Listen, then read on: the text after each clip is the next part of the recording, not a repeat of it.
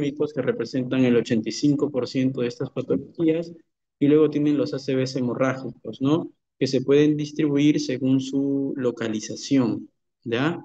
Entonces van a haber ACVs intraparenquimales, o sea, que afectan el tejido encefálico, y van a haber ACVs extraparenquimales. Como lo comenté también ese día, la mayoría de los ACVs extraparenquimales se ven en cirugía, ¿no? En neurocirugía, cuando ustedes ya Doctor. lleven parte. Sí, ¿sí me escuchas?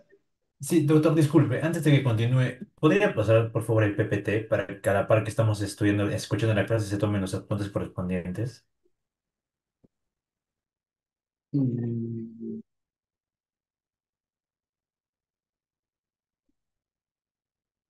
Dame un segundo entonces, por favor. Sí, por favor, doctor, gracias.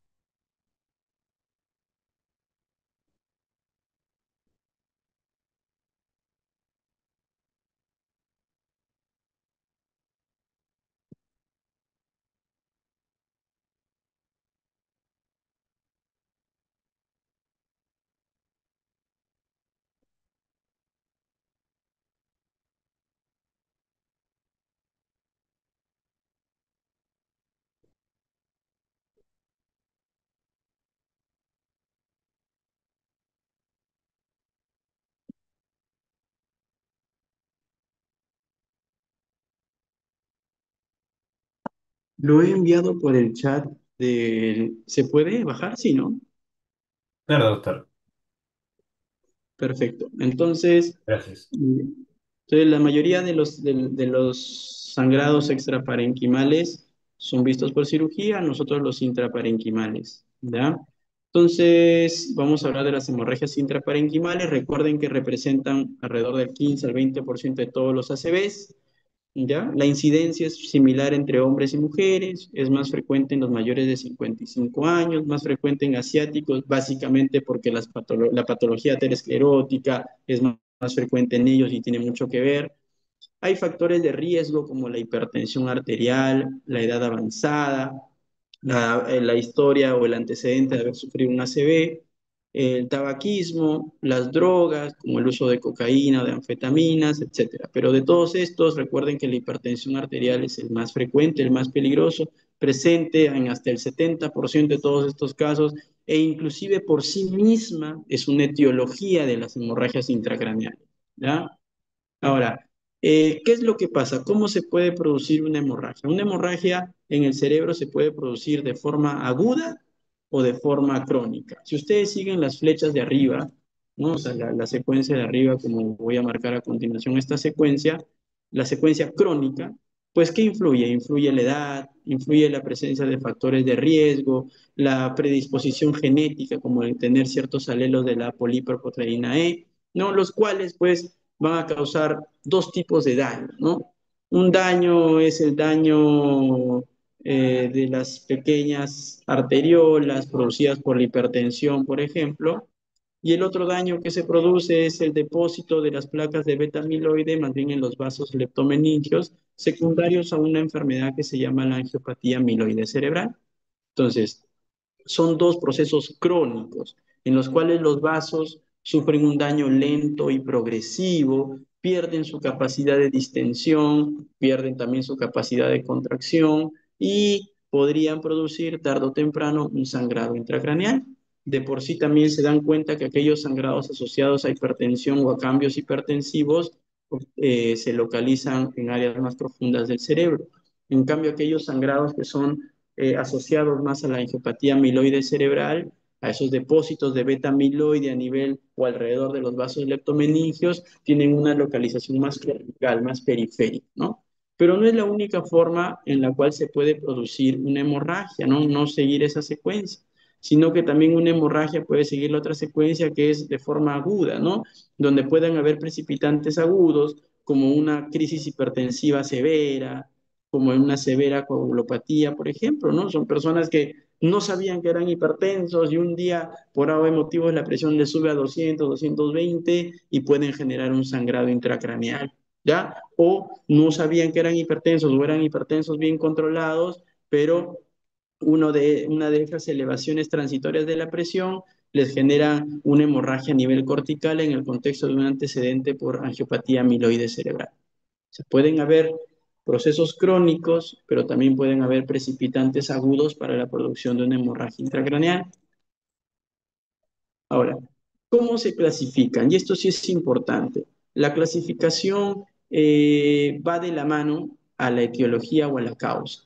Entonces tenemos hemorragias primarias, ¿no? Dentro de las cuales están las hipertensivas y la producida por angiopatía amiloide cerebral, pero también tenemos hemorragias secundarias, que son producidas por todas aquellas otras condiciones que puedan producir un sangrado, ¿no? A la cabeza aquí están las malformaciones cerebrales, las malformaciones vasculares cerebrales. Otro conocido, por ejemplo, el uso de anticoagulantes. Es bastante frecuente ver hemorragias en adultos mayores que son usuarios, por ejemplo, de warfarina o de algún anticoagulante oral directo, de los nuevos como Dabigatran, Apixaban, Rivaroxaban, etcétera. ¿Ya? La hemorragia hipertensiva, ¿no? Que es la hemorragia que se produce en aquellos pacientes, la mayoría de veces, hipertensos crónicos, ¿no? Entonces, ¿qué pasa con la hipertensión arterial? Recuerden, en el infarto cerebral o en el ACV isquémico, la hipertensión arterial es un factor de riesgo, no es causa directa de una isquemia, de un infarto. Pero en cambio en la hemorragia, la hipertensión sí es causa directa, sí es una etiología, ¿ya? Entonces, en los pacientes hipertensos existen cambios que generan una arteriopatía hipertensiva. Eso histológicamente se traduce en la formación de microateromas, microaneurismas y necrosis fibrinónica. La mayoría de estas hemorragias son de localización profunda. ¿A qué me refiero? Que están en las áreas profundas del cerebro, núcleo caudado, tálamo, cápsula interna, núcleo lenticular, aunque también puede afectar al cerebelo y a la base de la protuberancia. ¿Ya? Entonces, ¿a quiénes afecta? A ramas perforantes, zonas profundas. ¿Por qué? Porque son las arterias pequeñas, las arteriolas, en las cuales se producen estos cambios histológicos con mucha mayor frecuencia. ¿Ya? Ahora, el otro tipo o la otra causa de hemorragia primaria es la hemorragia por angiopatía amiloide cerebral, AAC, ¿no? ¿Por qué se caracteriza esto? Como les comenté, hay un depósito de beta amiloide en las paredes de los vasos más periféricos, los que se localizan en las leptomeninges y en la corteza cerebral. Acá sí este dato es importante, ¿no? ¿Por qué? Porque según los criterios diagnósticos de esta enfermedad, que son unos criterios que se llaman los criterios de Boston, actualmente los criterios de Boston modificados o 2.0, nos dice que pues la edad tiene que ser mayor a 55 años, ¿ya? En estos casos, la hemorragia no se relaciona a los factores de riesgo convencionales, aunque la hipertensión arterial sí puede aumentar el riesgo de producir una hemorragia, ¿ya? Entonces, hay que sospechar esta patología en personas mayores de 55 años y básicamente la fisiopatología es la misma que la enfermedad de Alzheimer, solo que en la enfermedad de Alzheimer los depósitos de beta amiloides están perineuronales o por fuera de la neurona y en cambio aquí los depósitos de beta amiloide están alrededor del vaso sanguíneo más periférico.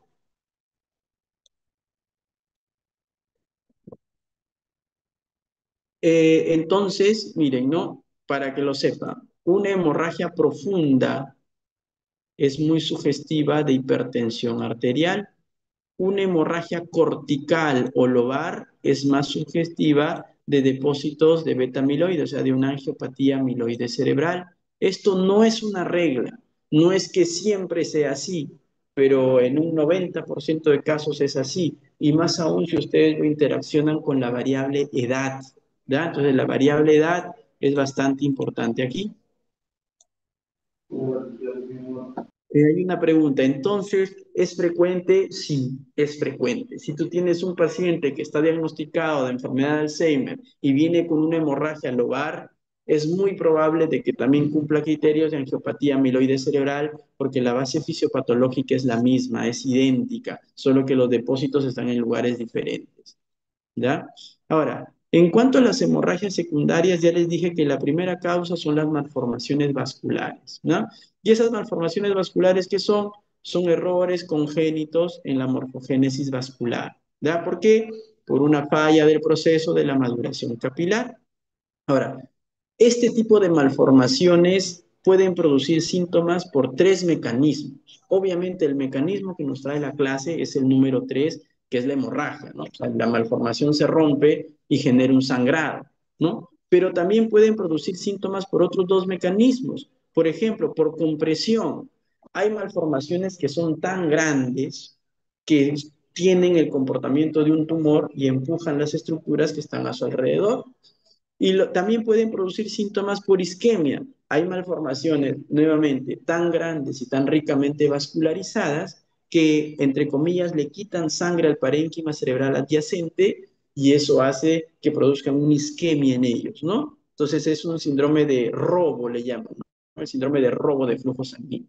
¿Qué tipos hay? Tenemos a la malformación arteriovenosa o MAB o MAV, que es la malformación más frecuente y la que tiene mayor riesgo de sangrado. Tenemos al angioma cavernoso, o también conocido como cavernoma. Tenemos al angioma venoso y a la telangiectasia capilar. Tanto el número 3 como el número 4, su riesgo de sangrado en realidad es incierto. No se sabe si realmente tienen un riesgo mayor de producir una hemorragia que aquellas personas que no las tengan, ¿da? Ahora, hablando de las MAVs o MABs, acá hay otra pregunta que es interesante. ¿Un infarto lacunar es lo mismo que un infarto de arteria pequeña? En realidad el término lacunar es un término antiguo, desfasado, ya no se usa ya. En realidad esos infartos lacunares pertenecerían a la etiología por enfermedad de vaso pequeño. El término lacunar es un término histológico radiológico, básicamente donde se describen las famosas lagunas, pero no se dice infarto lacunar, se dice infarto de vaso pequeño. Gracias por la pregunta, porque es un término que hasta ahora lo seguimos escuchando. Muchas gracias.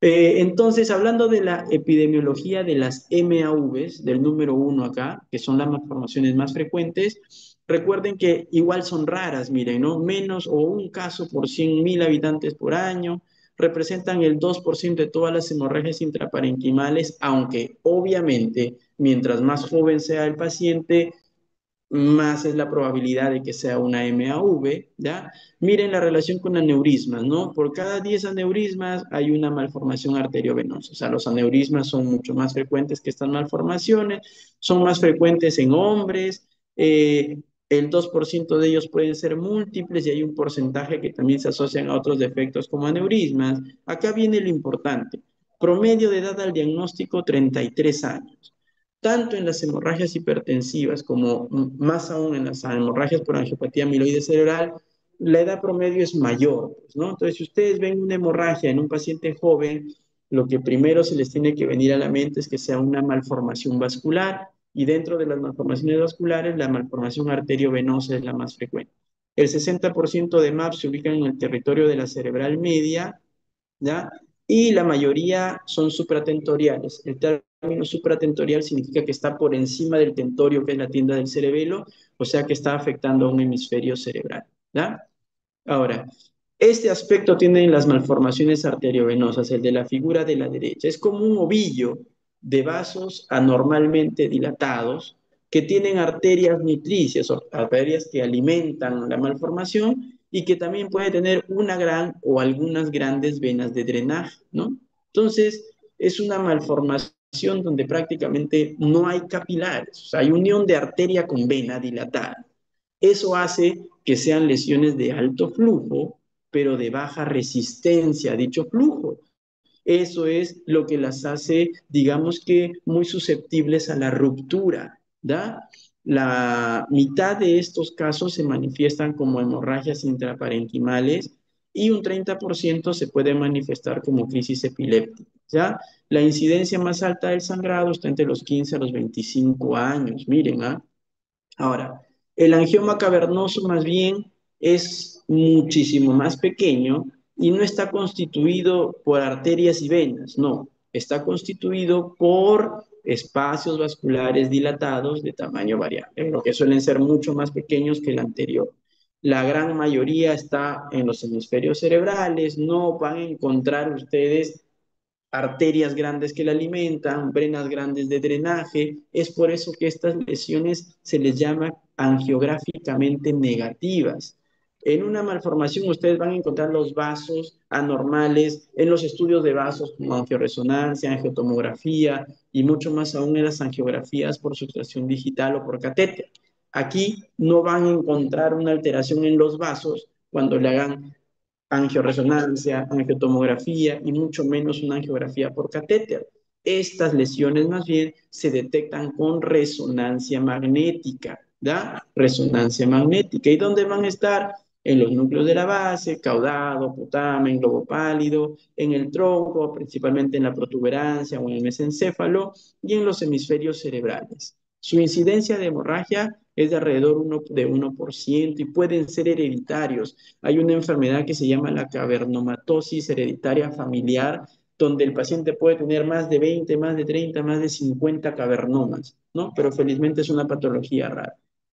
Luego tenemos al angioma venoso, que básicamente se puede ver como una especie de gran vena dilatada con unas venas ya no de drenaje más pequeñas, ¿no? Tiene el aspecto de una cabeza de medusa de forma radiológica, es más, ese es el signo que se ve en los estudios con contraste, ¿ya? Son lesiones de bajo flujo, eso las hace lesiones que tienen una poca probabilidad de sangrar, ¿ya? Y clínicamente son silentes. Como ya les he comentado, que realmente tengan un riesgo de sangrar es incierto, no se sabe. Hay algunas series que dicen que sí, hay algunas series que dicen que no.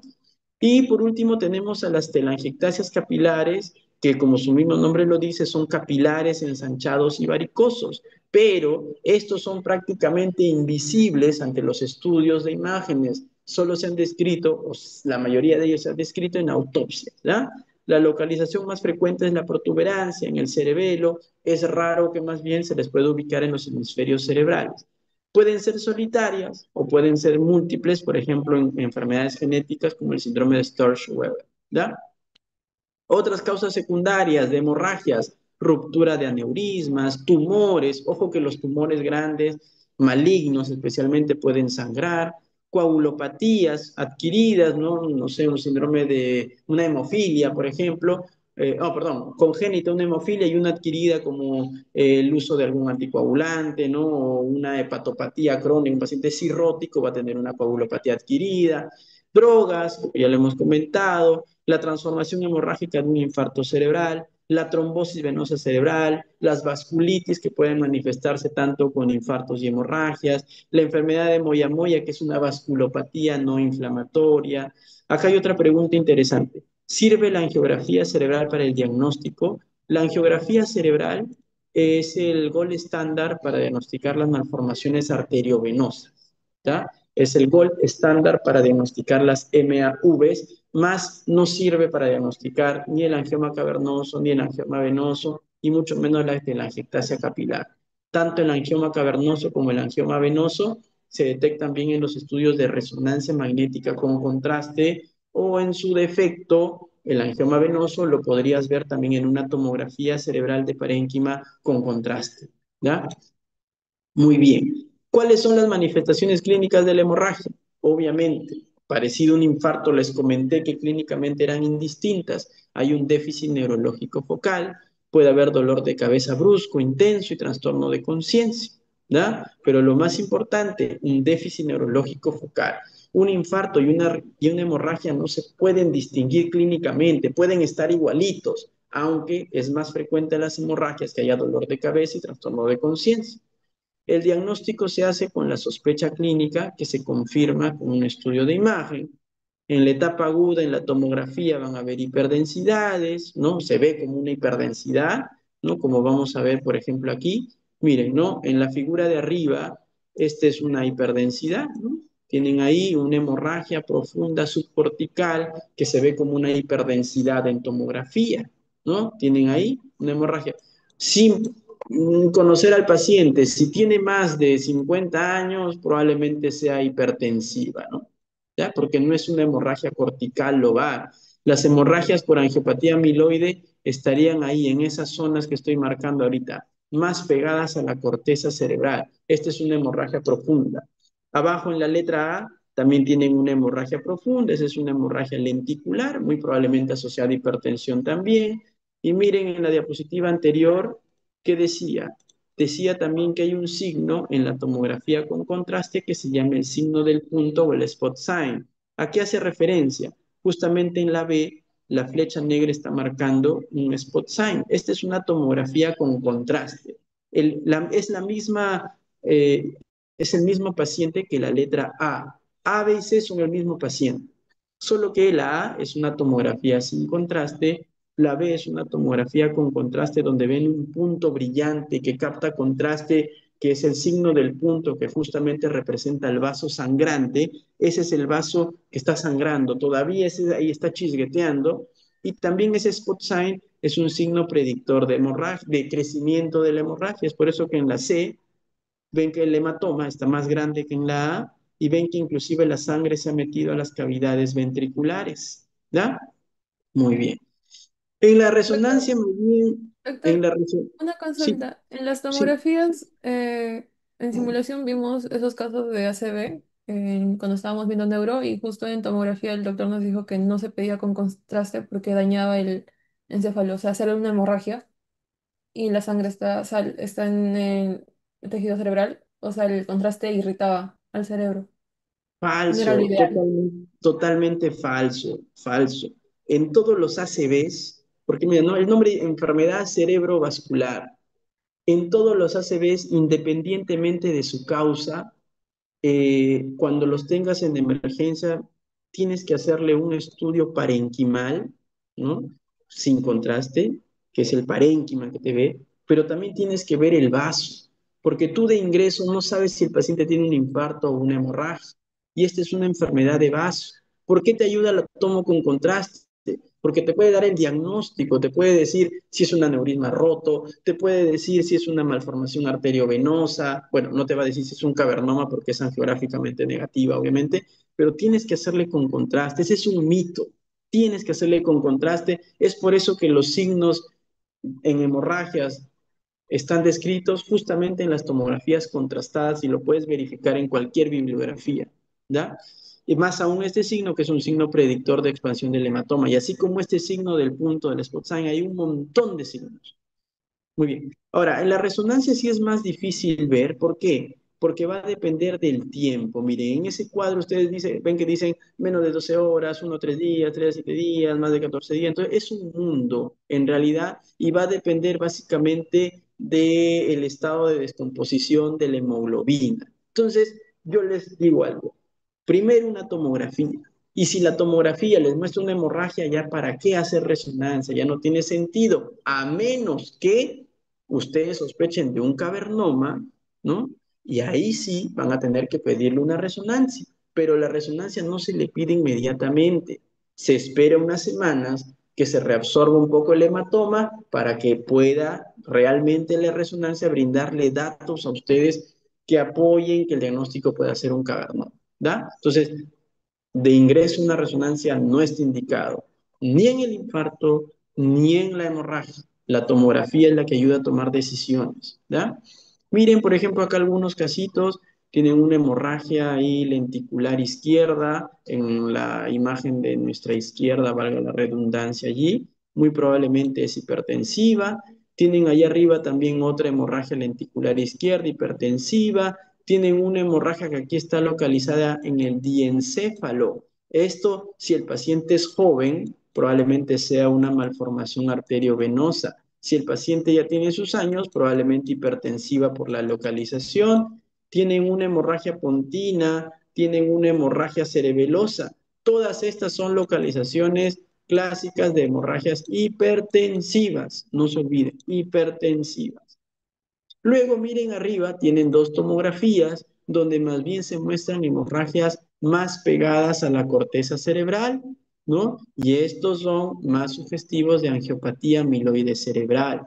Justamente en esos casos de angiopatía amiloide cerebral, justo en la angiopatía amiloide cerebral, hay unos criterios, como les comenté, que son los criterios de Boston, ¿ya? ¿Qué podemos encontrar? Son criterios que tienen que conocer porque es una enfermedad, digamos que común, ¿no? Yo sé que ustedes rotan, por ejemplo, en la Good Hope, ¿no? La Good Hope tiene tomógrafo, tiene resonador. ¿Cuántas veces ahí hemos hecho el diagnóstico de hemorragias por angiopatía amiloide cerebral? Entonces tienen que conocer esto, ¿no? ¿Por qué? Porque según los criterios de Boston, basta que encuentren dos de estos para hacer el diagnóstico de angiopatía amiloide cerebral. Tenemos primero microhemorragias corticales. Todos esos puntitos negros que ustedes ven allí, y bueno, y que los pueden ver también en la diapositiva más grande, son microhemorragias, miren, y son de localización más cortical que profunda. Luego tienen la siderosis cortical superficial, que son más bien líneas negras en un protocolo que se llama SWI, que es el protocolo de susceptibilidad magnética, donde también son hemorragias que han seguido el trayecto de la corteza cerebral. Luego tienen hemorragias subaracnoideas de la convexidad, que es sangre, pero es sangre no en la base del cerebro, sino es sangre arriba, en la convexidad. ¿Qué le llamamos la convexidad? Justamente esta parte, no sé si me ven en la cámara, pero a esta parte donde está haciendo mi mano así, esa es la convexidad, esa área, ¿no? Pues hemorragias en la convexidad en esas áreas son muy sugestivas de angiopatía amiloide cerebral. Luego tienen los espacios perivasculares dilatados, que esto sí puede ser más difícil de verlos, y lesiones en la sustancia blanca. ¿Ya?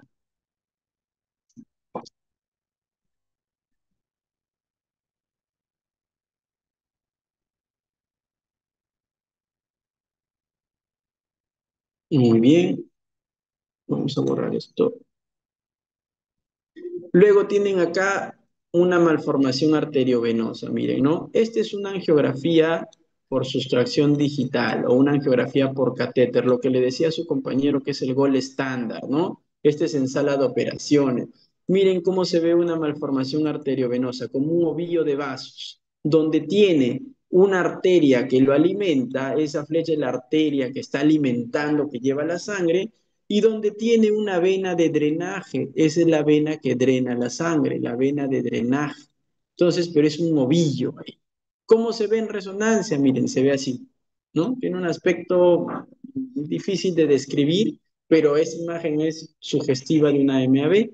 Y de abajo tienen una angio, pero este es una angioresonancia, o sea, es un estudio de los vasos por resonancia, donde ustedes pueden ver también el ovillo, ¿no? Pero el gol estándar es la angiografía por sustracción digital, porque no solo sirve para diagnosticar, sino también sirve para tratar dichos hallazgos. Luego acá tienen resonancias que muestran que cavernomas. El cavernoma se suele diagnosticar en este protocolo de resonancia, que es un protocolo T2. ¿Por qué? Porque tiene el aspecto de una canchita, de un popcorn, tiene el aspecto de un popcorn rodeado de un halo oscuro, rodeado de un halo hipointenso. Entonces, miren, tienen como una canchita hiperintensa dentro, rodeado de un halo hipointenso. Abajo también se ve lo mismo, miren, ¿no? Es como una canchita rodeado de un halo oscuro. Una canchita hiperintensa rodeado de un halo hipointenso, eso es casi diagnóstico de un cavernoma. Pero para diagnosticarlo ya no tiene que haber sangre. Es por eso que la resonancia en el momento agudo no ayuda en realidad. Tienes que esperar unas semanas que se reabsorba la sangre para poder ver estos cambios, ¿ya? Tienen acá cavernomas también. Este es un protocolo llamado T2 ecogradiente o T2 estrella. Tienen aquí abajo un T2 donde también se ve un cavernoma con las mismas características, un popcorn con un halo hipointenso, y acá tienen múltiples cavernomas en el contexto de una cavernomatosis hereditaria familiar, ¿ya? Es muy parecida a la imagen de la angiopatía amiloide cerebral con los microsangrados corticales múltiples, ¿no? Muy bien, tienen ahí, ¿qué es? Una vena dilatada con forma de cabeza de medusa. Este es un angioma venoso. Ya saben, es común, es frecuente, su riesgo de sangrado es incierto. A la mayoría de pacientes que yo veo con eso, les digo, bueno, la verdad es que muy probablemente nunca le pase nada, nunca sangre, pero podría venir cada cierto tiempo, cada 2 años, 3 años para un control, nada más. ¿Ya? ¿Y cuál es el manejo ante una hemorragia? A diferencia de los infartos donde hay que sacar el coágulo, donde podemos hacer trombólisis y esas cosas, lamentablemente en la hemorragia no hay mucho por hacer. Primero, mantener un adecuado aporte de volumen. hay que controlar estrictamente la presión arterial, porque cual sea que fuese la causa, si la presión arterial está elevada, hay mayor riesgo de que crezca el sangrado. Hay que manejar la hiperglicemia, la glucosa entre 140 y 180, porque glucosas más altas se asocian a un peor pronóstico. Hay que controlar la fiebre, controlar el dolor. Hay que manejar la hipertensión endocraniana. Ya hemos hablado del síndrome de hipertensión endocraniana. Podemos usar manitol, podemos usar solución salina hipertónica. Y hay que manejar, ¿qué más? Las convulsiones, porque las convulsiones pueden hacer también que se expande el hematoma intracraneal. Obviamente, en caso de que las haya. Si no hay convulsiones, no se tiene que dar ningún antiepiléptico porque también ensombrece el pronóstico funcional. Pero lo más importante de aquí, manejar la presión arterial. ¿Por qué? Porque si no manejan la presión arterial, el hematoma va a seguir expandiéndose y manejar la presión intracraneal. El manejo definitivo va a depender de la causa de la hemorragia. Por la hipertensión, controlar la presión. Por la angiopatía amiloide cerebral, ¿qué podemos hacer? Si es una patología neurodegenerativa, solamente hay que controlar a los factores que predispongan al paciente a un sangrado. Valga la redundancia, la hipertensión arterial. En las malformaciones arteriovenosas, ¿qué podemos hacer? Sacarlas a través de una cirugía abierta o embolizarlas. ¿Qué significa embolizarlas? Llenar su contenido de un material que se solidifica entre el contacto con la sangre para evitar que la sangre se siga metiendo. En los cavernomas, o se observa, o si ya sangró más de una vez, se tiene que operar porque el riesgo de sangrado es mucho mayor. ¿Ya? En los angiomas venosos, en las telangiectasias, no se hace nada porque su riesgo de sangrado es cierto, ¿no? Y otros va a depender, ¿no? En los tumores, sacas el tumor, uso de anticoagulantes, cambia de anticoagulante, suspende la anticoagulación, así. Y abajo tienen una gradación para las MAVs, que es la gradación de Spetzler-Martins, ¿no? Mientras más puntaje, obviamente, más riesgo de sangrado, pero también mientras más puntaje, es más difícil de operar a estos pacientes, ¿no? Entonces también hay que tener en cuenta eso. No en todas las MAV se puede hacer algo, porque algunas están en áreas críticas y es mejor no tocarlas, así las tocas y generas un sangrado y produces más daño al paciente. ¿Ya? Por ejemplo, esta es una malformación arteriovenosa, así se ve, miren, ¿no? Cuando uno las diseca, miren el tamaño de esa arteria, miren el tamaño de esa vena y se ve como un ovillo.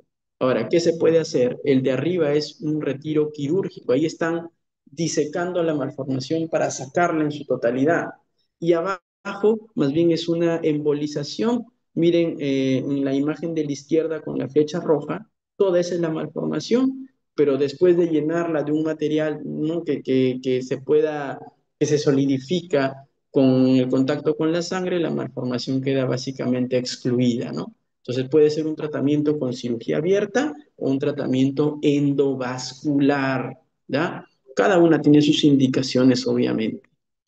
Y para terminar, ¿cuál es el pronóstico, no? En realidad es muy variable, depende de la localización, del tamaño, de la causa. Hay, por ejemplo, un score que se llama el ICH score que te puede predecir la mortalidad temprana, ¿no? Durante los siguientes días, pero también va a depender mucho de su causa. Es vital, como dice ahí, manejar la presión arterial, es lo más importante, ¿no? La glucosa también, la hipertensión endocrinal también, pero lo más importante es controlar la PA, ¿ya? Y la mayoría de veces los pacientes que sufren una hemorragia quedan peor que aquellos que sufren una isquemia, ¿ya? Quedan peor. ¿Por qué? Porque no solo mueren las neuronas que están dentro de la hemorragia, sino también mueren aquellas neuronas de la inflamación o del edema perilesional, ¿no? Entonces hay mucho más daño. Y también hay más hipertensión endocraniana, entonces afectan otras neuronas que no tenían nada que ver con el problema, ¿ya? Y bueno, eso es todo. Eh, Hay una pregunta adicional también aquí. Doctor, ¿en cuánto se debe mantener? Bueno, hasta las 6 horas, depende de la etiología, pero se supone que durante las primeras 6 horas tendría que tu meta debería apuntar a la normotensión, ¿no? O sea, debería apuntar a la normotensión. Hay algunas guías que dicen que no puedes bajar bruscamente la presión, que deberías ir bajando el 25% de la presión cada hora, pero hay varios estudios que dicen que bajar la presión arterial rápidamente es seguro, llevándole a valores de menos de 140 sobre 90 es seguro durante las primeras 6 horas. Entonces, la verdad yo creo más en esa escuela agresiva. ¿Por qué? Porque no ha demostrado diferencias estadísticamente significativas en mortalidad, pero sí diferencias estadísticamente significativas en cuanto a la reducción del volumen del hematoma. No, el doctor 140 y 80 debe ser de glucosa, porque la presión tienes que tratar de llevarla a la normalidad lo más pronto posible. Y después de las 6 horas sí ya la presión tiene que ser totalmente normal, ¿ya? El dilema está en las primeras 6 horas, pero las escuelas más agresivas que apuntan a una presión normal en ese tiempo se basan en que hay menos crecimiento del hematoma, ¿ya? Entonces, como verán, el examen de mañana solo va a incluir no, del miércoles, perdón, solo va a incluir enfermedad cerebrovascular, tanto isquémica como hemorrágica. ¿Por qué? Porque como les mostré en la primera diapositiva de esa clase, es una patología frecuente, ¿ya? Frecuente y que mata gente. Entonces, ustedes tienen que estar capacitados para eso. Eh, Rafael, ¿me escuchas? Rafael, Rafael, hola. Entonces, Creo que su micro está mal, doctor. Una consulta. ¿Cuántos temas faltarían para finalizar el curso? ¿Cuál? Creo que faltan, me parece que unas 6 teorías nada más o 5 teorías nada más. En un par de días ya las culminamos, no te preocupes. ¿Ya? Ok, doctor, le voy informando a Rafael eso, por favor. Sí, entonces viene ACV isquémico 1, 2 y hemorragias. Doctor, ¿Ya? Son 20 preguntas de eso, así sí, que el doctor. miércoles. Doctor, entonces vienen solamente los temas que dedicaron hasta ahora, ¿no? Sí, solo ACV, nada más. Ya, doctor, muchas gracias. Perfecto. Un gusto, coloquen presente. Hasta luego, nos vemos. Saludos.